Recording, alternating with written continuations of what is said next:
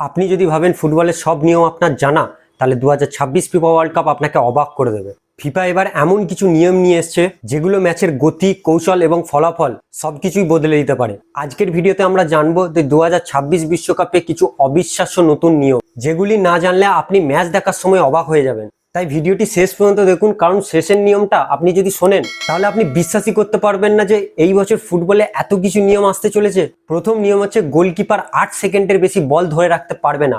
আমরা আগে দেখেছি গোলকিপার হাতে বল নিয়ে একটা টাইম ওয়েস্ট করতো। এখন যদি কোনো গোলকিপার 8 সেকেন্ডের বেশি হাতে বল ধরে রাখে, তাহলে রেফারি সরাসরি প্রতিপক্ষ দলকে কর্নার দিয়ে দেবে।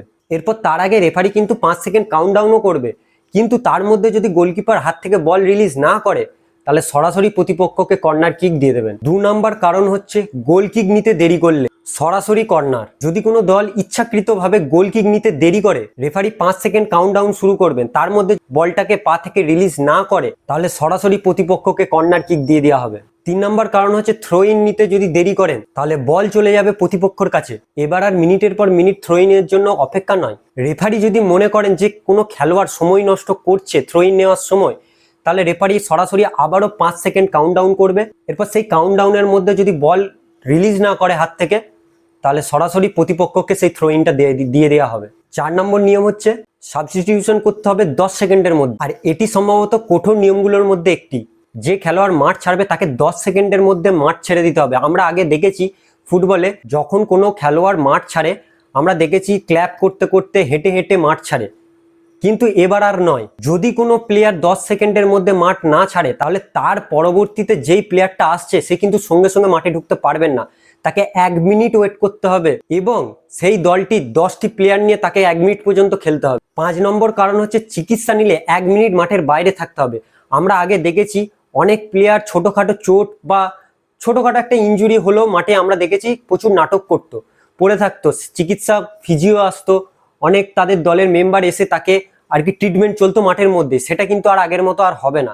তাকে মাঠের বাইরে যেতে হবে 1 মিনিটের জন্য এবং সেখানে চিকিৎসা চলবে, তারপর সে মাঠে ঢুকতে পারবে। 6 নম্বর কারণ হচ্ছে ভিআর এর ক্ষমতা আরো বেড়ে যাচ্ছে। 2026 বিশ্বকাপে ভিআর আরো গুরুত্বপূর্ণ হবে। এখন প্রতিটা সিচুয়েশনে, প্রতিটা ক্ষেত্রে ভিআর চেক হবে, রেফারি চেক করবে।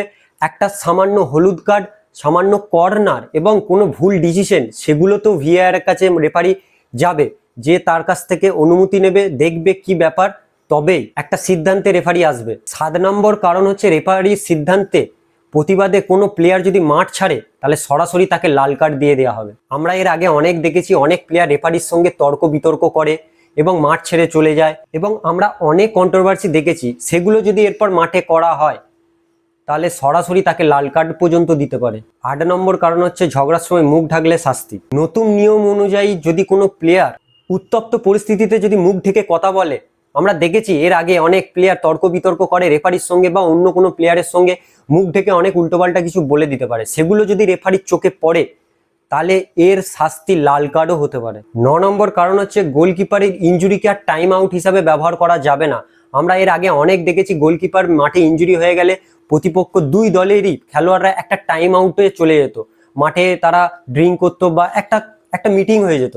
সেটি আর করা যাবে না, খেলোয়াড়দিকে মাঠেই থাকতে হবে। 10 নম্বর নিয়ম হচ্ছে বাধ্যতামূলক হাইড্রেশন ব্রেক। প্রতিটি অর্ধে 22 মিনিটের দিকে 3 মিনিটের হাইড্রেশন ব্রেক দেওয়া হবে। এর ফলে খেলোয়াড়রা গরম আবহাওয়ার কিছুটা স্বস্তি পাবে, কারণ আমরা জানি যে সাউথ আমেরিকায় অনেকটা গরম, অনেকটা উত্তপ্ত ওয়েদার, তো তার জন্য এই নিয়মটা ফিফা করেছে।